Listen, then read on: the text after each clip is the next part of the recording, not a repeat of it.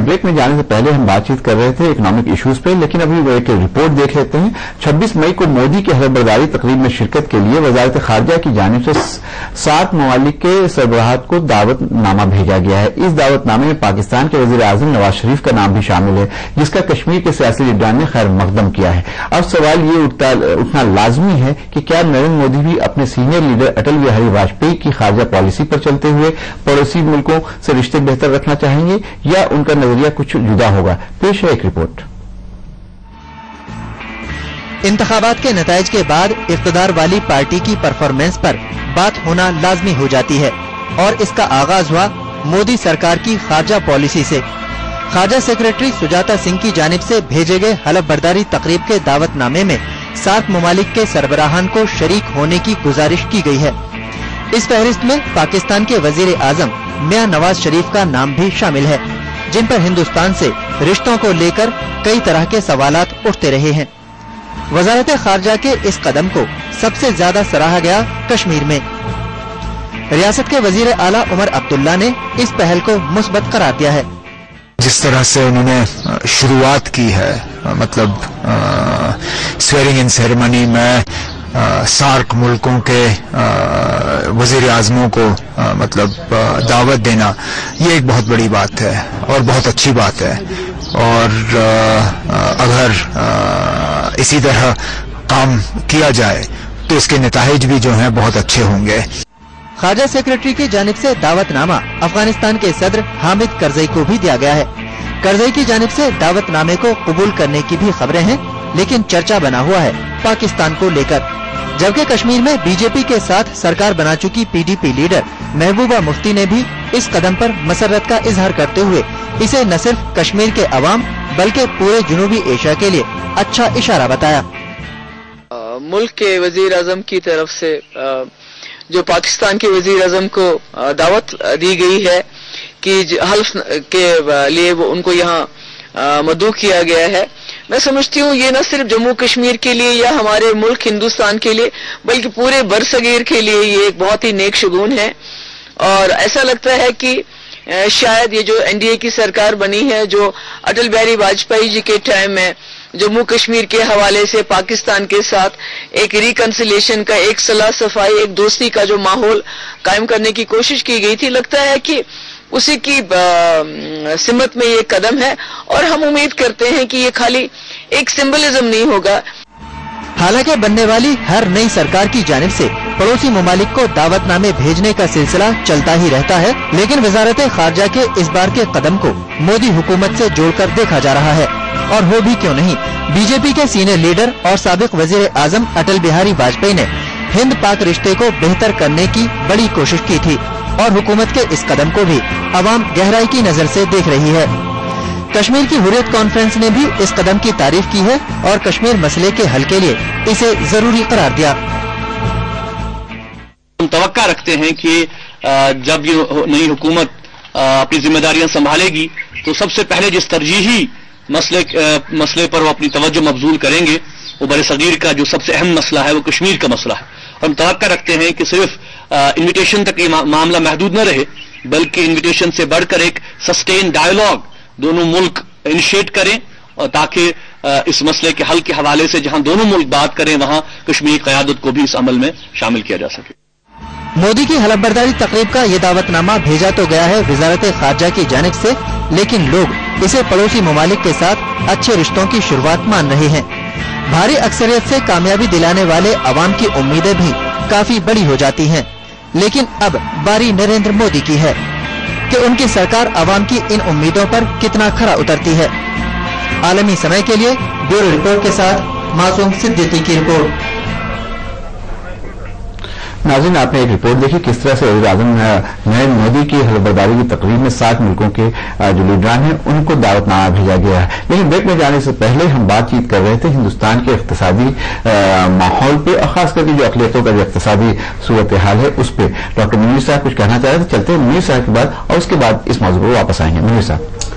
फैज़ साहब, आपने बहुत ही अच्छा इशू रेस किया और मैं आपका बड़ा शुक्रगुजार हूँ कि आप मुझको ये मौका दे रहे। मैं 1 मिनट आपसे चाहूंगा, मैं कुछ कहना चाहता हूँ। और हमारे और दूसरे साथी बैठे हुए हैं, वो लोग भी शायद उसके ऊपर रिएक्ट करेंगे। मैं ये कहना चाहता हूं कि जो मुसलमानों का मसला जिस तरह से देखा जा रहा है, उस तरह से मैं ये समझता हूं कि उससे थोड़ा सा हट करके भी देखा जा सकता है। जैसे मैं आपसे पहले कह रहा था कि मुसलमान जो है, ये हिंदुस्तान के अंदर जो पूरी चीजें हो रही हैं, मुसलमान उसका एक इंटीग्रल पार्ट है जी। जैसा मैंने आपसे ये कहा कि हिंदुस्तान की एज ए कंट्री अपनी एक एस्पिरेशन है, वो अपना एक मुकाम हासिल करना चाहता है। 125 करोड़ का मुल्क है, उसकी अपनी एक अहमियत है। इस चीज को हिंदुस्तान बहुत अच्छी तरह से समझता है और मुल्कों की जो कम्युनिटी है, उसके अंदर जो कम्युनिटी ऑफ नेशन जो है, उसके अंदर अपनी एक जगह हासिल करना चाहता है। उस जगह को हासिल करने के लिए हमें कुछ चीजें अचीव करनी पड़ेगी। हमें अपनी पॉवर्टी को कम करना पड़ेगा, हमें अपनी बैकवर्डनेस को कम करना पड़ेगा, हमें अपनी इलिटरेसी को कम करना पड़ेगा, हमें और बहुत सारी चीजें जो है उसके हमें अपने करना पड़ेगा। अब आप अगर मुसलमानों की सिचुएशन को इस पूरे पर्सपेक्टिव में अगर आप जोड़ करके देखें तो आप ये महसूस करेंगे कि अब तक जो हम लोग मुसलमानों के बारे में बात करते हैं वो ये कि जैसे बस सरकार अगर कुछ हमारे लिए कर दे तो बस हम तो भाई तर गए, हमारी तो जिंदगी सुधर गई, हम तो बिल्कुल बन गए। ऐसा नहीं है। मुसलमान 15% है या 16% है, जो कुछ भी है। और आज की तारीख में 2014 में मुसलमानों का एक बहुत बड़ा 18 से 20 करोड़ के करीब मुसलमान की आबादी है। कोई भी मुल्क जो अगर एस्पायर कर रहा है अपना कोई इंटरनेशनल स्टेचर और इंटरनेशनल तो 18%, 17%, 16% माइनॉरिटी को अगर वो बैकवर्ड रखता है तो वो मुल्क अपने एस्पिरेशन में कोई वो चीज जो है कहीं नहीं हासिल कर सकता। इसलिए मुसलमानों को इकोनॉमिकली डेवलप करना, उनकी इलिटरेसी को दूर करना, उनकी बैकवर्डनेस को दूर करना जितना मुसलमानों के लिए अहम है उतना ही इस मुल्क के लिए भी अहम है। हमें शायद इस पर्सपेक्टिव में अब चीजों को देखना पड़ेगा। हमें नई सरकार को बताना पड़ेगा कि ठीक है, इससे हमारा जरूर फायदा होगा, लेकिन इससे हमारा फायदा भी जाए। चलिए, कासिम रसूल इलियास साहब, आपने पूरी बातचीत सुनी और आपने वो पैकेज भी देखा कि किस तरह 7 मुल्कों को, खासकर पाकिस्तान के वज़ीर आज़म नवाज शरीफ को भी नेता भेजा गया है कि बर्बादी की तकरीब में शामिल हों। एक बहुत हसास मसला है कि मसले कश्मीर का हिंदुस्तान में, न सिर्फ हिंदुस्तान के बल्कि बर्र-ए-सग़ीर के लिए एक बहुत अहम मसला है। क्या लगता है कि जिस तरह से इन लोगों को इन्विटेशन भेजे गए हैं वो सिर्फ एक टोकनिज्म होगी, जिसकी तरफ इशारा कर रहे थे अजय कुमार कि अब टोकनिज्म की जरूरत नहीं है, उससे आगे जाने की जरूरत है? क्या लगता है कि ये जो मामला शुरुआत हुई है, कहीं ना कहीं अटल बिहारी वाजपेयी के रास्ते पर चलना चाह रहे हैं नरेंद्र मोदी, कहीं अपने आप को वज़ीर आज़म से बढ़ करके स्टेट्समैन के तौर पर साबित करना चाहेंगे नरेंद्र मोदी? देखिए, मैं समझता हूं कि ये एक बहुत अहम सवाल है जो आपने रेज किया है और इसी में मोदी साहब के एक बहुत बड़ा इम्तिहान भी है। अब तक वो जो कुछ कहते हैं पाकिस्तान के हवाले से, अब हकीकत ये है कि हिंदुस्तान के ये सब पड़ोसी मौलिक है और सार्क का जो कंसेप्ट था वही था कि हमारे दरमियान बायोलैटरल रिलेशंस हो, म्यूचुअल अंडरस्टैंडिंग हो, म्यूचुअल कोऑपरेशन हो और वही दूसरे के साथ आगे बढ़ने की कोशिश करें। अगर ये सार्क दरमियान में जिस तरह से नीचे कर दिया गया, दबा दिया गया, तो आपको लगा कि सार्क को फिर से कहीं उसकी पहले वाली जगह दिलाने की भी कोशिश होनी चाहिए। और मैं समझता हूं कि अगर नरेंद्र मोदी अटल बिहारी वाजपेयी साहब के एजेंडे पे आगे बढ़ते हैं तो ये बहुत ही खुशगवार सूरत पैदा होगी। आप देखिए कि हिंदुस्तान पाकिस्तान के दरमियान में जो तनाव है उसका बार हमारी पूरी इकोनॉमी पे पड़ रहा है। हम जितना डिफेंस पे खर्च करते हैं, जितना एक दूसरे के हवाले से इंतशार की कैफियत पैदा होती है, टेररिज्म का एक मसला है जो सड़क पार के से जो चली आ रही, ये सब चीजों को कंटेन करना है आपको, तो आपको डायलॉग करना चाहिए, आपको इश्यूज को रिजॉल्व करना चाहिए, आपको एक म्यूचुअल अंडरस्टैंडिंग का माहौल पैदा करना चाहिए, म्यूचुअल कोऑपरेशन का माहौल पैदा करना चाहिए। मैं समझता हूं कि अगर ये सरकार ये करने में कामयाब होती है तो ये इसकी बहुत बड़ी कामयाबी और बहुत बड़ी उपलब्धि होगी देश के लिए, देश के विकास के लिए और यहां रहने वाले तमाम इकाइयों के लिए।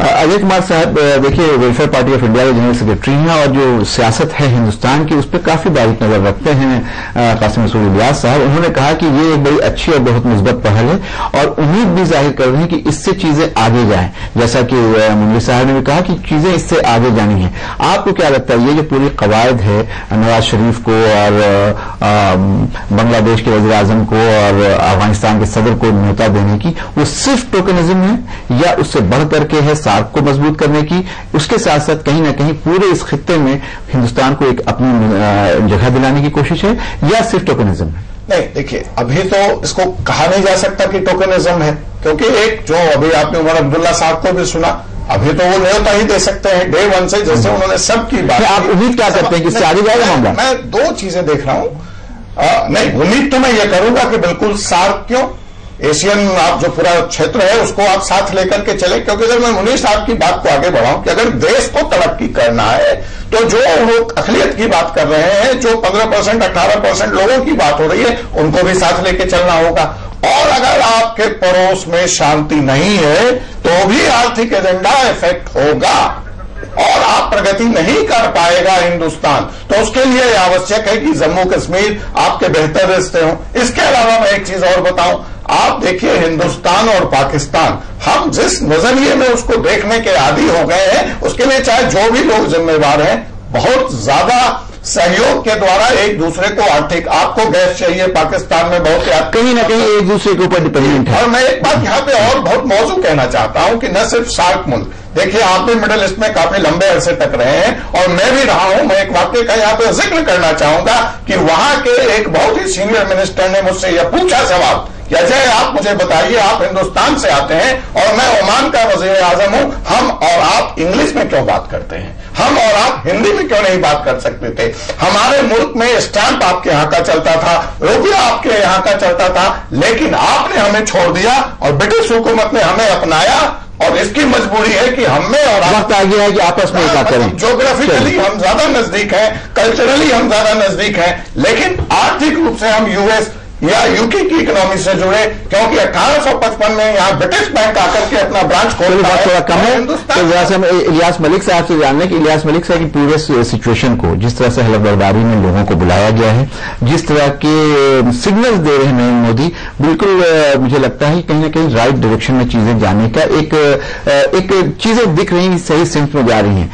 आगे किस तरह की चीजें होंगी ये कहना अभी बहुत जल्दबाजी होगी, लेकिन कुछ न कुछ मुस्बत पहल दिख रही है। क्या आप इत्तेफाक करेंगे? बिल्कुल आप सही कह रहे हैं और मैं ये समझता हूं कि इसको पॉजिटिव सोच के साथ ही देखना चाहिए, क्योंकि जैसे मैंने अभी कहा कि एक चीज जो अभी शुरू नहीं हुई उसके बारे में कोई सोच पहले से जल्दबाजी ना, वो जल्दबाजी होगी। जो चीजें हो रही हैं वो बज़ाहिर बेहतर हो रही हैं और हमको बेहतरी की उम्मीद भी करनी चाहिए, क्योंकि हम पहले से क्यों कोई ऐसी बात सोचें। और हम ये समझते हैं कि अगर जो चीजें कही जा रही हैं, अगर ये सारी चीजें होती हैं तो इसमें हिंदुस्तान का भी फायदा है, इसमें हिंदुस्तान में रहने वालों का भी फायदा है, पड़ोसियों का भी फायदा है। और जो अगर आप सिर्फ अक़लियतों की बात करना चाहें तो उसके हवाले से भी मैं ये कहूं कि भाई अक़लियत रहे तो यही रही, जब डेवलपमेंट होगा और बात होगी, अगर ऐसा होता है तो बहुत अच्छी बात है। उनके जो कुछ मसाइल हैं अपने, उनकी तरफ जरूर तवज्जो होनी चाहिए, क्योंकि देखिए हर कम्युनिटी का अपना मसला है, उसकी तरफ जरूर तवज्जो होनी चाहिए। लेकिन जहां तक डेवलपमेंट और ये सारी चीजों की बात है, बहुत बेहतर और खुशाइंद है। मैं बस यहाँ पे मैं पूरी तरह से एग्री करता हूँ, इसके अंदर कोई वो नहीं, लेकिन एक चीज नई जो हुकूमत आ रही है उसको देखने की जरूरत है कि ये जो शक व शुबहे की जो फिजा कायम हो रही है, थोड़ा सा उसको जो ताकत मिल रही है वो बीजेपी और उसके साथ की जो छोटी मोटी जो ऐसे एलिमेंट्स हैं जो कि मोदी साहब जो कोशिश कर रहे हैं, कहीं उससे वो लोग हट करके कुछ कर रहे हैं। किसी को थ्रेट करना, अगर कोई आदमी जरा सा भी डिसएग्री करता है तो आप जो है उसके बिल्कुल खिलाफ हो जाते हैं, आप जो है फेसबुक के ऊपर लिखते हैं। इन सब चीजों को कहीं ना कहीं नीचे लाने की जरूरत है, उसकी वजह से एक एतमाद की फिजा कायम होगी। और ये जो बात आप बिल्कुल सही कह रहे हैं, ये बात एतमाद बहाली की जरूरत है।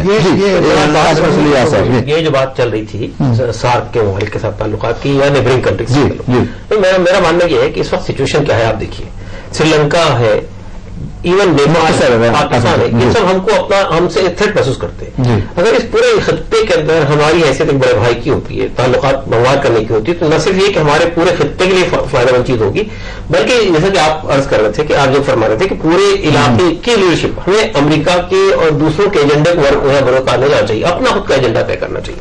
और ये बहुत इंपॉर्टेंट बात कही आपने कि ये जो ये भी एक इम्तिहान है मोदी सरकार का।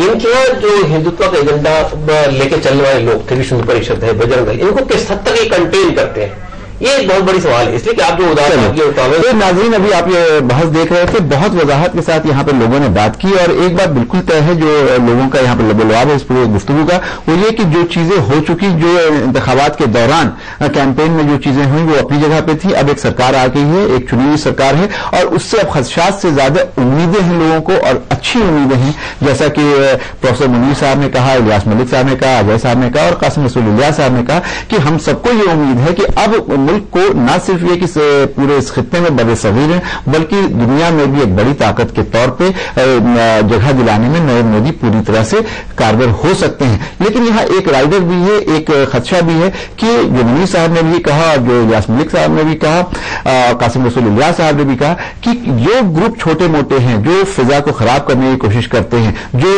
بھڑکاؤ باتیں کرتے ہیں، کہیں نہ کہیں ایک امتحان نریندر مودی کی سرکار کا ان کو کنٹرول میں کرنے کا بھی ہوگا۔ جب تک وہ نہیں ہوگا تو شاید اعتماد بحالی کی جو بات کرتے ہیں، کانفیڈنس ملنے کی جو بات کرتے ہیں، شاید اس میں کہیں نہ کہیں کمی رہے گی۔ ہم تمام مہمان کا شکریہ ادا کریں گے۔ کھلی بحث میں فی الحال اتنا ہی۔ آپ عالمی سمے کو انٹرنیٹ پر بھی دیکھ سکتے ہیں، لاگ آن کریں سمے live.com۔ فی الحال مجھے اجازت دیجیے اور آپ دیکھتے رہیے عالمی سمے۔